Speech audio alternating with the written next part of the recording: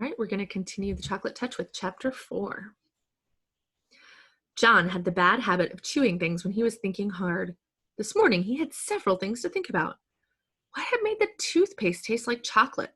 What had made the orange juice taste like chocolate? What had made the bacon and egg taste like chocolate?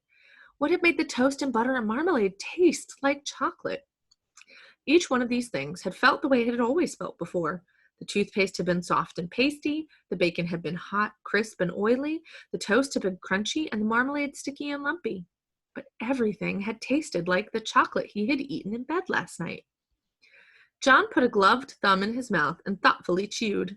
His mother had frequently pointed out to him that chewing his gloves made little holes that let in the cold air, but he chewed them just the same when he was thinking hard. This time he noticed something very queer about the thumb of his glove. Instead of tasting leathery, it tasted like chocolate. John pulled his thumb out of his mouth. The part of the glove that had been in his mouth was now brown instead of black like the rest. He bit the end of the leather thumb again. It came right off in his mouth, leaving his own thumb bare. John chewed, and it was like chewing leather made of chocolate.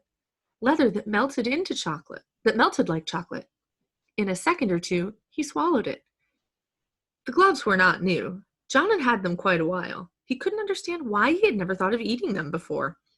He tried to tear off one of his fingers, but one of the fingers of the glove, not one of his fingers. He tried to tear off one of the fingers, but the leather was too strong for him. He put it into his mouth, and it immediately turned into chocolate. Then he was able to break it off easily. He popped it into his mouth and chewed it up and swallowed it. It was delicious. Walking along, devouring his glove, John did not notice one of his schoolfellows, Spider Wilson, until he heard his voice.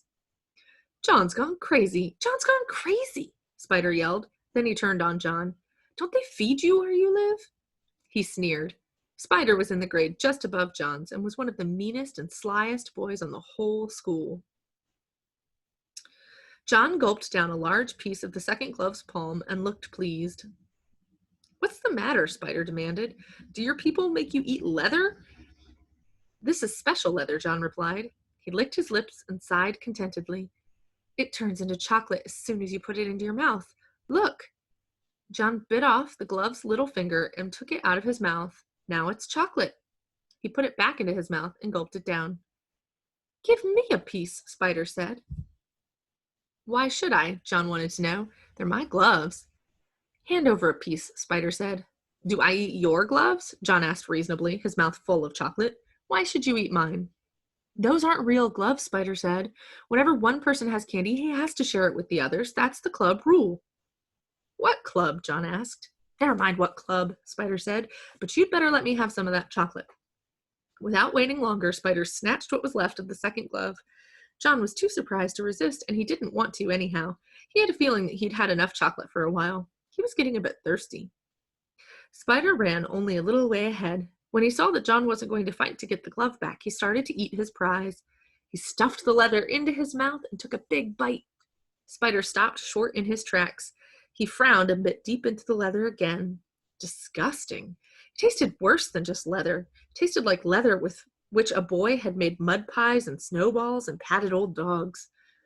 John thought perhaps he might be getting late for school, so he started running. He left Spider Wilson spitting the soggy remains of the glove into the gutter. Still giggling to himself about the defeat of the enemy, John walked between the great stone pillars of the entrance to the school grounds. He had gone no more than halfway to the main building when he heard Susan Buttercup calling him. She was standing near the jungle gym with some of her friends. "I've got something to show you, John," she shouted.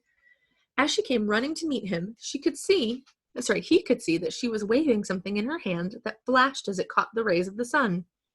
It was a silver dollar. "It's a birthday present," she explained, showing him the dollar. "Isn't it beautiful?" The sight of such wealth made John forget the triumphs of his own day. "It's a good present," he said. "Are you sure it's made of silver, though? I once got a whole bag of gold coins in a Christmas stocking, only they were chocolate coins covered with gold paper." "Of course it's real, silly," Susan said. "My daddy said so. You can feel it if you don't believe me." She handed him the coin. John looked at the coin suspiciously. "All right," Susan said. "Bite it if you think it isn't real. Go on, bite it." John felt rather silly. I can see it's real now, he said. I don't have to bite it. But I want you to, Susan insisted. You weren't sure. Well, make sure. That's what they always do on television. When a cowboy wants to make sure a dollar's real, he bites it. John put the dollar about halfway into his mouth and reluctantly bit it. His teeth went right through the coin. The part that had passed between his lips was hard but sweet chocolate. Susan could hardly believe her eyes. She had given John a complete circle of silver. He sadly handed back a crescent. John didn't know what to say. Susan couldn't speak. Tears trickled down her cheeks like rain down a window pane. She looked at the piece of dollar in her hand. She looked up at John, whose face was red with embarrassment. John Midas, Susan blurted out at last, I hate you. She turned and ran away before John could think of anything at all to say. That would probably make me pretty upset. What about you guys?